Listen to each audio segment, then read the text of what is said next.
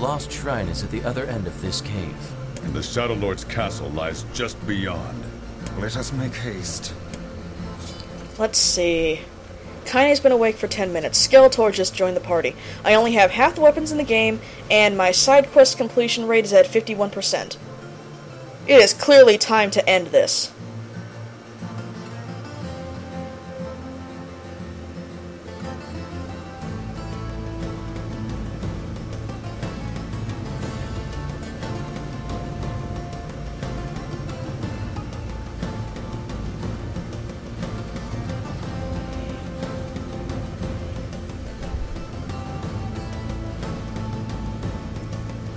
So in case you don't recall from last time, and by last time I actually mean last video, since they kind of re-explained what happened here, we had a boss fight at the top of the Lost Shrine, which caused us to throw a giant stone statue shade thing into a support pillar, which caused some minor ruckus, and forced the front of the shrine, just the front door fortunately, to collapse on itself. Also, I think the bridge is gone. Which is why we find ourselves now taking boats into the back entrance over here. Back entrance which leads us to this spear. Halberd thing. Mad Queen, lust for power, killing all sons' wives. Yep, Cavia. As you can see, the Devil Queen is obviously supposed to be your next step up from the Transients. We are a little bit ahead of that.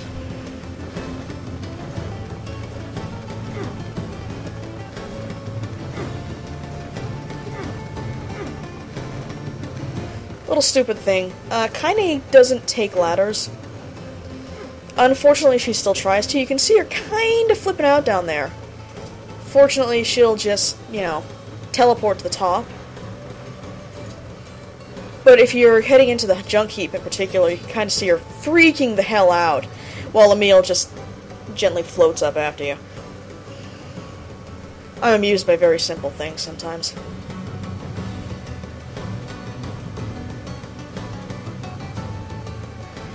Now, as I said, the entrance is blocked off, which means that we have this alternative, which is a big hole in the wall and a conveniently placed brick.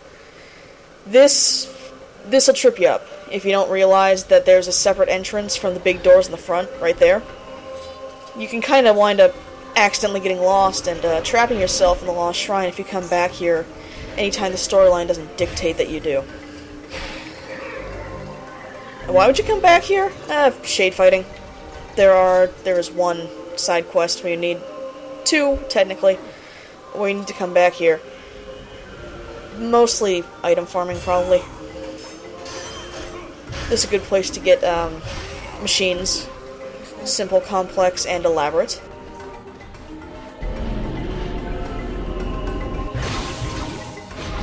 So that's a good time to mention that now that we are here again, our party is obviously with us. And, well, we didn't have a chance to look at this before, but Emil's mechanics have obviously changed significantly. He has a small array of magical attacks, a weak healing spell, and one attack that I sadly do not see very often, but I guess he must use it, where he just rips the armor off the shades instantly, which is quite handy. Of course, the shades are back, since the Shadow Lord has officially set up shop here and made his presence known.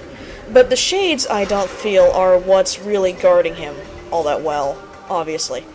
No, the Shadow Lord is a brilliant and insidious mastermind, and he has set up block puzzles. The Fiend.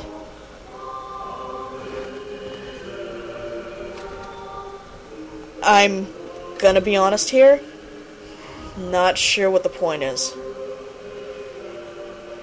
Anytime you come back here after this initial second visit, you know what I mean. These don't respawn. They're just here to slow you down on this particular run. This is all too easy. I'm almost disappointed.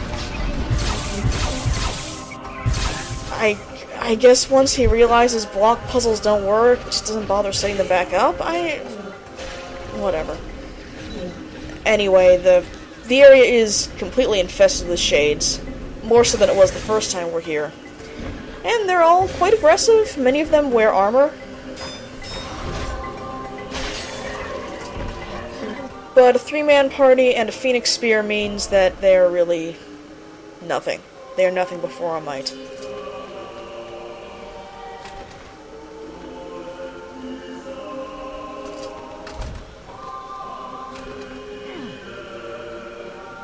Oh no, more blocks. What am I to do? I kinda like to think that there have been other adventuring parties come by to try and kill the Shadow Lord, and they just get to that first room and no! Blocks! We cannot go on! Then they just turn tail and sulk. I guess it kinda makes sense. They probably don't have a manly man like Papa Nier here. Or anybody that can jump over blocks like that.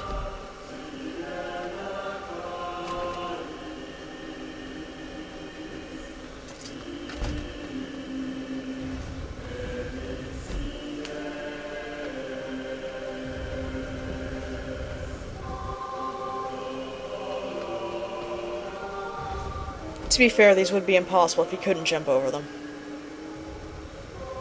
I mean, this one wouldn't, but the other ones definitely would. Oh no, I'm trapped. Yeah.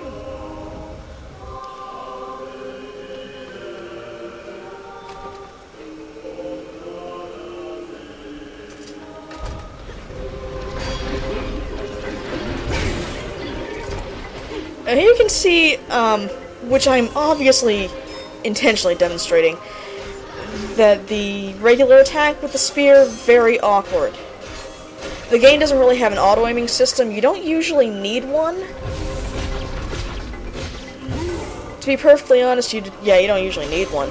I was being particularly clumsy on this particular section. You'll generally have a lot more luck just using the regular one- or two-handed swords, given that they function more normally when you just use the attack button. But they can't do this. And I like impaling things.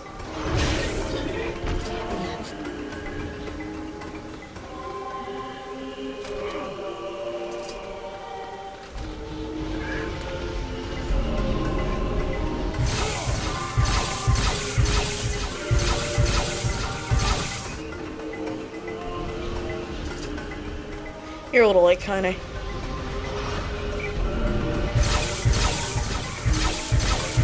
Now, by and large, unlike the first visit here, you can actually just run straight through all the shades. You don't need to kill any of them to be able to keep going. The only thing blocking you is boxes. Needless to say, why not kill them, right? They're there, they're obviously not putting up too much of a fight.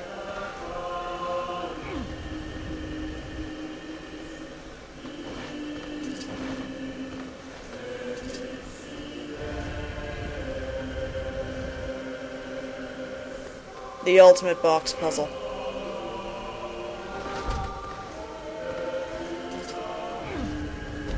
I think.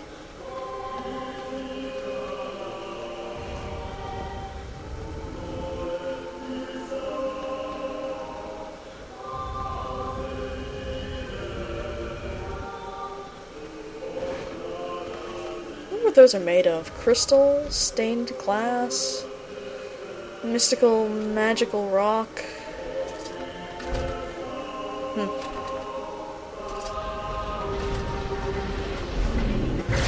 Anyway, back to murder. Unfortunately, this is a pretty bad dungeon to show off what your teammates can actually do, given the limited maneuverability in these rooms. Ooh, nice. Sorry. Given the limited maneuverability in these rooms and the fact that they need to teleport between them, and sometimes they just don't. If you look at the mini-map, you'll see Kaine is in here killing things. Emil got caught outside and he's just kind of floating around along the wall.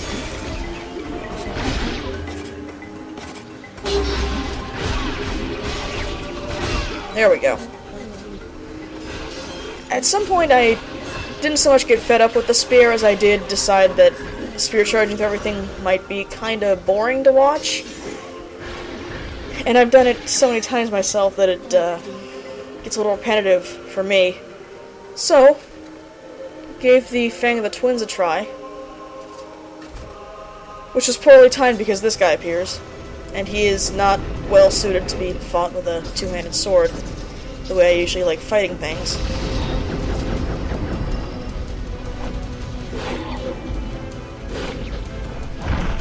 Ooh. As you can see, two-handed swords significantly slower than any spear you'll ever have. Especially a nice moderate weight spear. Even a lightweight spear would obviously be even faster. So this completely threw off my general sense of timing against enemies, since I'm used to being able to just tap, and then go. This involves tapping and then waiting, then tapping and waiting, then not having any idea when I'm actually supposed to evade.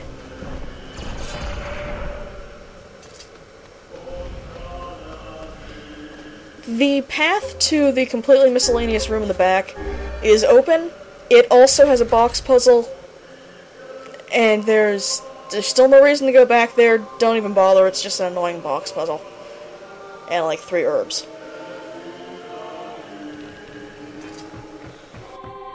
Kaine, Emil,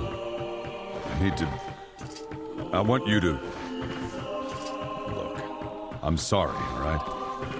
Sorry for what? I'm going to talk to the villagers. I want them to let you in. Oh, it's no big deal. Right, Kaine? I'm used to it. Well, you shouldn't be. It's crap, and it needs to change. I wish everyone felt the same way. Emil. It's alright, really. I like camping out with Kaine. It's kind of fun, in a weird way. Sometimes we sit around the fire and tell stories, or roast... Emil, that's enough! I got a fucking image to maintain. Have I ever mentioned I love this party? We seem to be surrounded by a mob of helpless puppies. Just kick them aside. I want everybody to know that. This is possibly the only game you'll ever play that openly advocates the kicking of puppies. Caveat.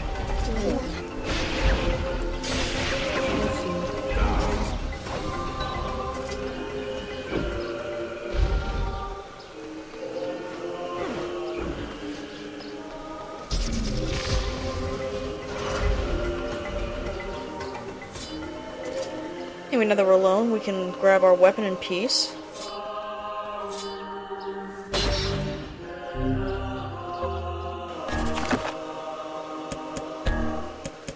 The Beast Lord is the next step up in two-handed weaponry that we have. It's also the one that Nier, Father Nier, is shown wielding in most of his official art. Which I guess makes sense.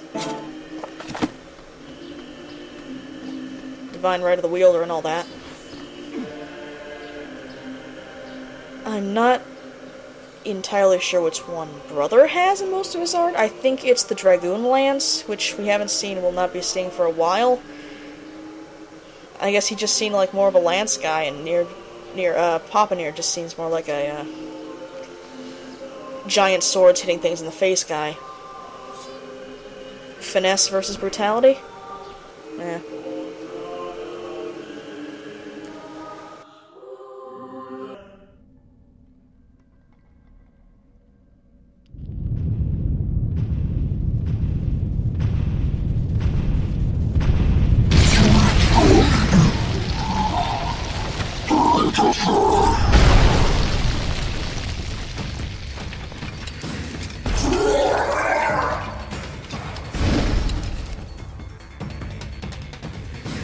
What's going on? There's dozens of them! These are creatures of the darkness. Lure them to the light. Pathetic to the end, I see. Aim for that stone statue. It's the leader. Greta, what were you doing on the roof? A question that will never be answered. But as you can see, Grail's still around. I mean, I even made sure the body was intangible and everything before we came back in here, but nope. You cannot hope to best me!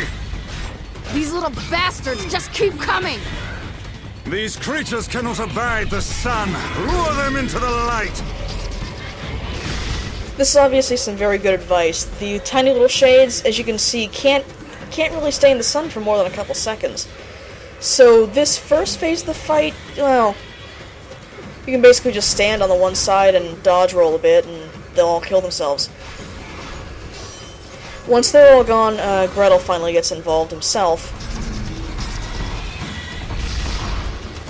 Now, a couple of things to note about this. I killed this thing way too quickly. Under normal circumstances. The Phoenix Spear is an extremely broken weapon. You shouldn't have it at this point. It defeats a lot of the challenge, such as it is anyway, of the game. So, to make up for that, I decided to put these boss fights up onto hard mode.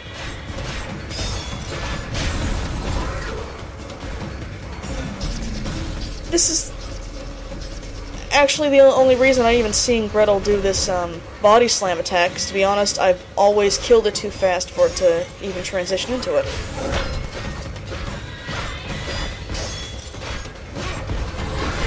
This did have a very significant effect on the fight, and the reason for this is that hard mode, more than just changing the fight... Oh dear. Yep.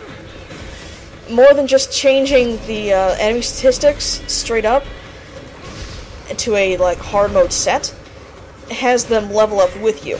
So if you ever transition to hard mode, it doesn't matter how much power leveling or grinding that you do, they'll always level up alongside you. And at higher levels, this can even make things like having a maxed out Phoenix Sphere a little more complicated.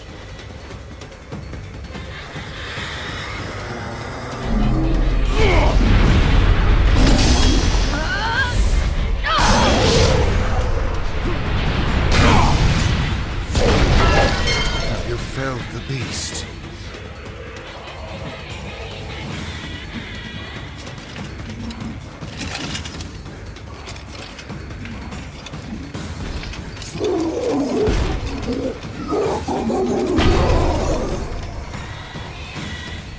This does at least give the bosses some actual time to show off what they can do.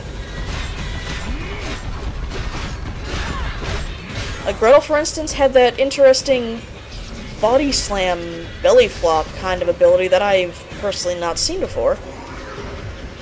Went through a lot more phases of fireball throwing than I've seen before here.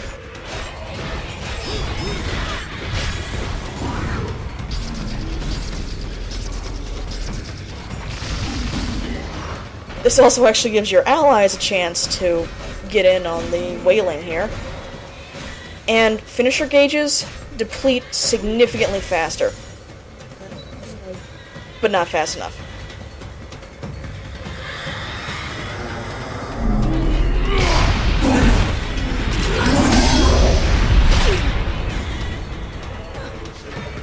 Kaine!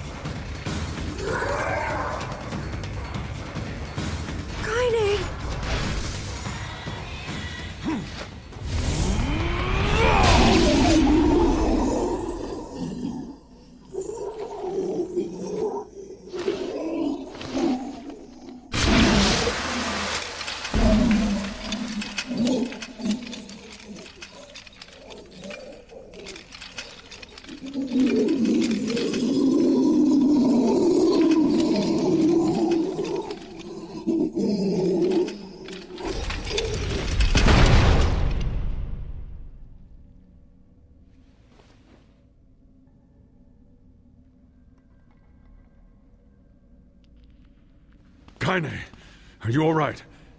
We've got to get help.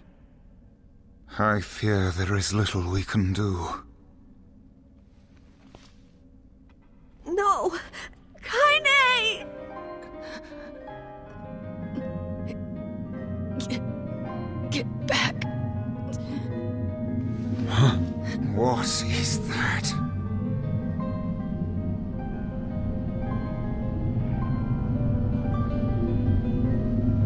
Kaine! Kaine!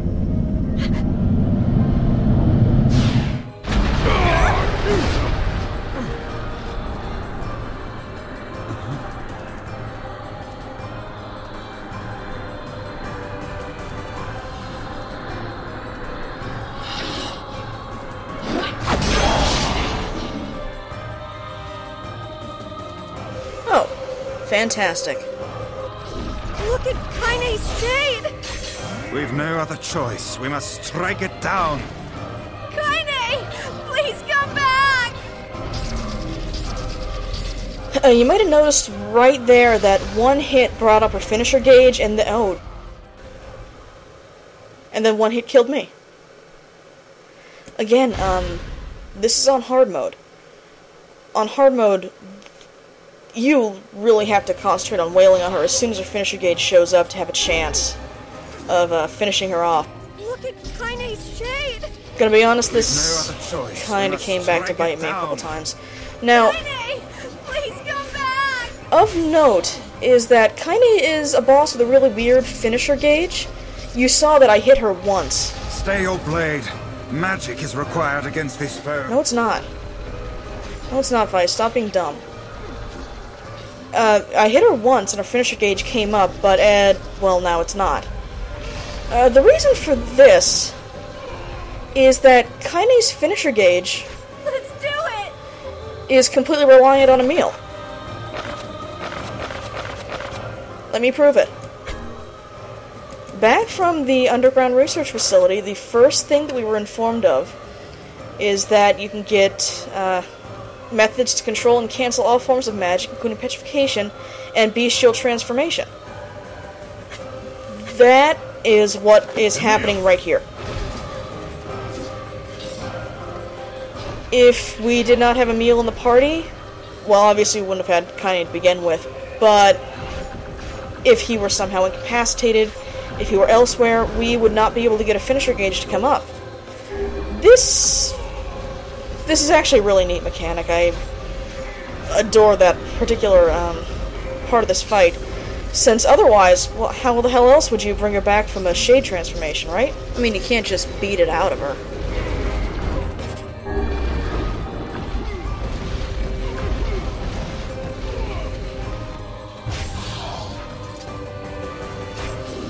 Unfortunately, this leads to situations like this, where you'll have her knocked down, and... Kaine, please!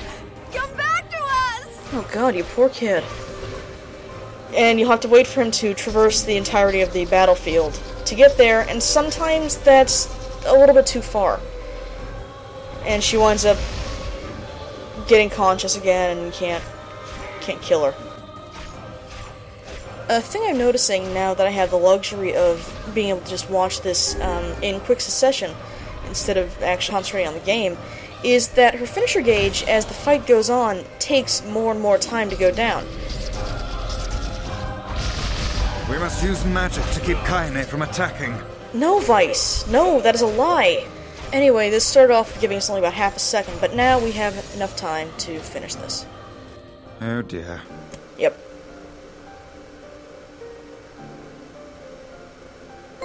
Kaine! Kaine! Kaine. I couldn't hold it back. I can't be with you. We're always going to be together, Kaine. If you transform again, we'll just stop it again, as many times as it takes. I don't care how tough it is, we're gonna get you back. I like sleeping outside because I'm with you, Kaine. I'm able to ignore my appearance and keep going because of you. I'm weak and sad and lonely, but somehow you make me strong. You're my friend and I need you, so you can't go away. All right. All right. Stop crying. Thank you. I'm all right.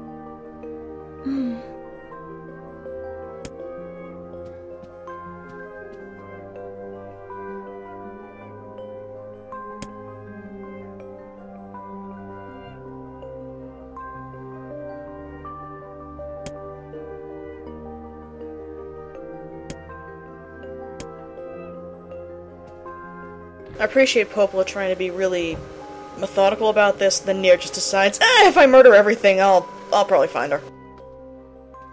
To be fair, not a bad plan.